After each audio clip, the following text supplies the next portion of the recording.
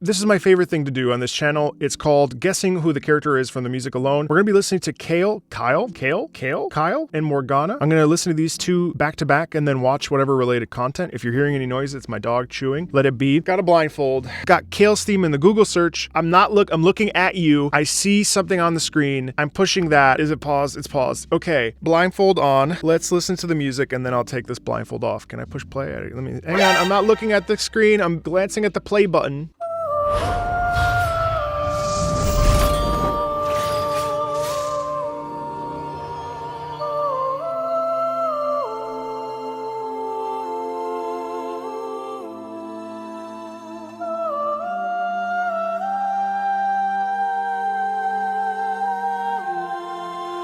There's a religious quality to this music. There are two voices. One is the soprano and one is an alto. And the two, can you see me? Can you see me? I didn't look at the screen. So there are two dynamics at play here. One is it's a call and response, which is a very common musical trope, right? Where so there's a call and response. Sisters, related, some sort of bond here. I have no idea what the actual bond is. Something is shared. And then in the beginning we have that like sword sound, which obviously there's some sort of conflict.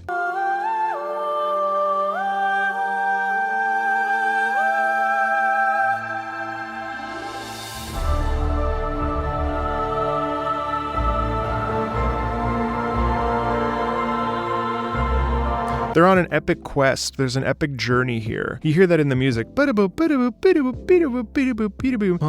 it's very expansive. The point of that is to like say like there's some sort of ascension. There's some sort of growth that occurs. Something about these two characters, they are entrenched within each other. They are a part of the same coin.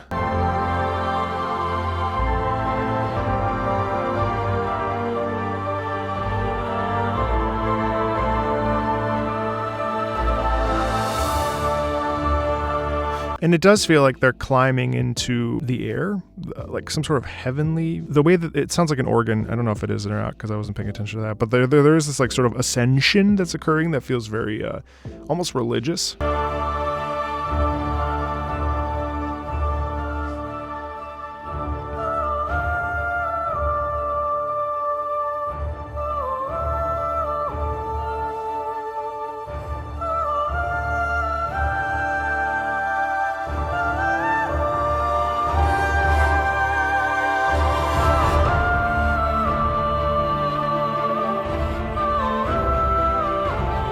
Also, the use of straight tone here is very interesting.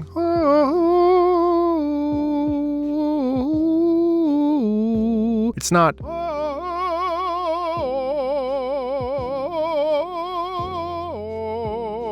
Which does create a different sort of, typically in liturgical music, we straight tone being like, we don't use vibrato at all. Straight tone, obviously, usually what it does is it gives a sound of innocence or a sound of purity. Are these angels? Are these related to angels? Boy choirs tend to have like angelic tones, especially boy sopranos, which I feel like these two are trying to emulate.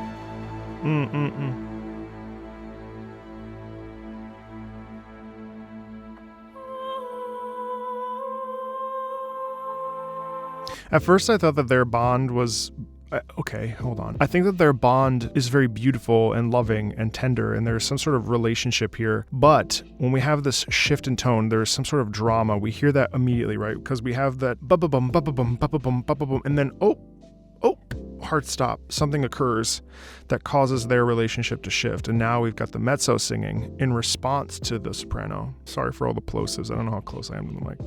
Where's the play button? Here it is.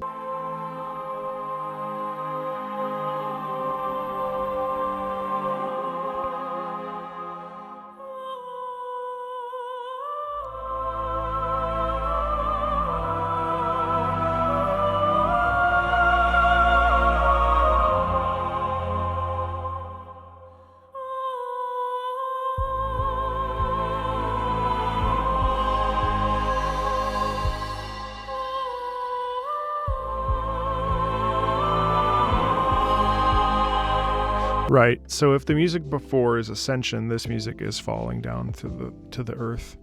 This music is very haunting and very like realizing that things are not as they seem, on the basis of not fear per se, but there's certainly a quality of like things are not great. First of all, there's some augmented chords here. In the stepwise motion in the alto here, it's a lower voice. Lower voices tend to stereotypically infer different things, like the soprano is always the celestial voice, generally speaking, and this is a very common trope in music in general when we choose to use singers. Men tend to be brute strength, strong, based around demons or whatever, whereas females tend to be more based around angels and angelic things and love, and it's a very common trope in music and for video games anyway.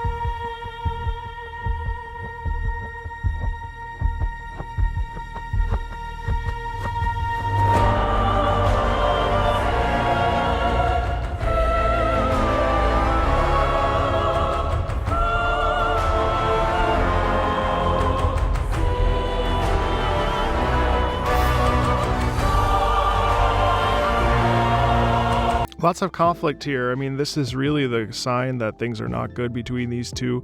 Are they related? Are they sisters? Are they partners? Are they mother and daughter? Like, there's some dynamic here that is really bad. And I think like one of them decides to do something that is really against the other's morals.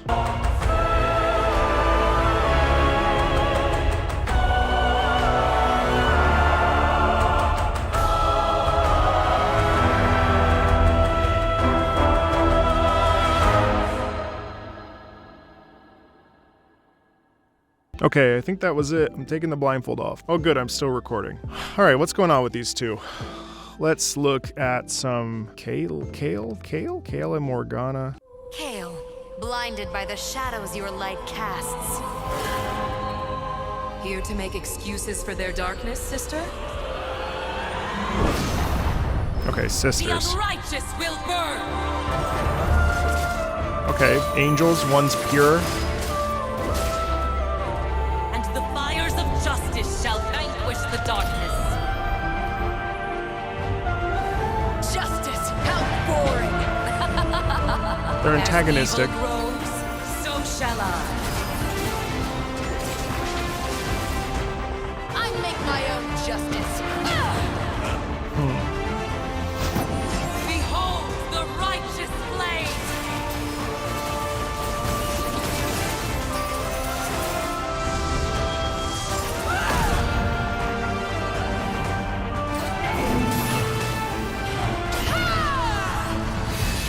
Darkness reveals our truth.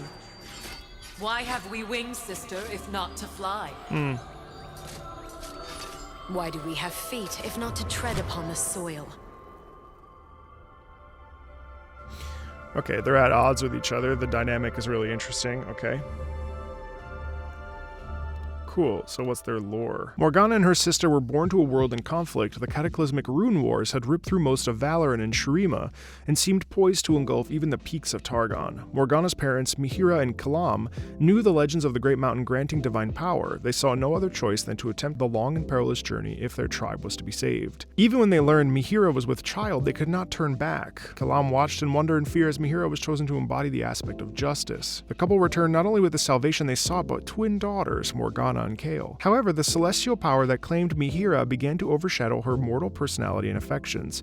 She would often push the girls into their father's arms, abandoning them to answer battle's call. There, the twins grew different as day and night. While Kayle studied the settlement's growing set of laws, dark-haired Morgana became troubled by their distrust of new arrivals. Knowing what it was to be a refuge, she wandered the wild, talking to wayward mages and others cast out for the dangers they might bring. At home, she felt her father's heartbreak at leaving Mihira behind, and grew bitter that her mother had caused so much pain. Morgana's fears that she and Kayle might carry some remnant of the Aspect's power were eventually confirmed, when a great blade wreathed in shadow and starfire fell from the heavens. As it pierced the ground, splitting in two, feathered wings burst from the girls' shoulders. Their father wept at the sight of them each taking up half of the weapon, and turned away even as Morgana reached out to comfort him. While Kayle embraced their new calling, rallying an order of judicators to enforce the laws, Morgana resented her gifts, until the night their settlement was raided. Kalam found himself surrounded as the fighting spread, and in that moment Morgana rushed to shield him, burning his attackers to ash. Together, the sisters saved countless lives and were hailed as the winged protectors of Demacia. But Kayle grew more extreme in her ideologies, and Morgana increasingly found herself pleading the case of those who wanted to atone for their crimes. An accord was struck between the sisters and their mortal devotees, though it was uneasy and did not last. Kayle's most ardent disciple, Ronus, came to arrest Morgana herself, attempting to protect her penitent followers. She shackled him with dark flame until he fell to the floor dead. Divine fire lit the city from above as Kayle swore to bring Ronus' killer to justice, and Morgana met her sister in the skies. They raised their blades, each matching the other with arcs of blinding light and burning darkness that lashed down at the buildings beneath them. It seemed certain that one of them would win, but Morgana faltered when she heard her father's anguished voice. Kalam lay in the rubble mortally wounded, howling with grief. Morgana hurled her half of their mother's sword at Kayle and plunged to the surface like a meteorite. She cradled her father, cursing their inheritance for the destruction around them. Kayle landed dumbstruck, and Morgana demanded to know if the smiting of wicked mortals, including Kalam, whose crime was stealing them away from their mother. Kayle gave no answer, but soared into the heavens without looking back. Morgana's wings became an inescapable reminder of her pain. She tried to cut them from her flesh, but could find no blade strong enough. Instead, she bound them with iron chains, resolving instead to walk the world of mortals. Over the centuries, her tale fell into myth, and the name Morgana was all but forgotten. To this day, the people of Demacia venerate the winged protector, but recall only the glory and truth of one sister, while Morgana's dark outbursts and belief in personal redemption became the mysteries of the Veiled One. Through all of this, she still refuses to abandon those who would seek her aid. Bitter, betrayed, she bides her time in the kingdom's shadows, knowing with certainty that Kayle's light will someday return to Runeterra, and all will face her judgment. As magic begins to rise, Morgana sees that dawn is nearly upon them. Wow. So who's the bad one? There's no such thing, it's all blurred. Kayle's lore, however, the people of the settlement believe the girls have been blessed by the stars, destined to protect the fledgling nation of Demacia from the outsiders. These winged protectors became symbols of light and truth and were revered by all. Kayle fought in many battles, flying at the head of the growing militia and imbuing the weapons of the worthy with her own sanctified fire.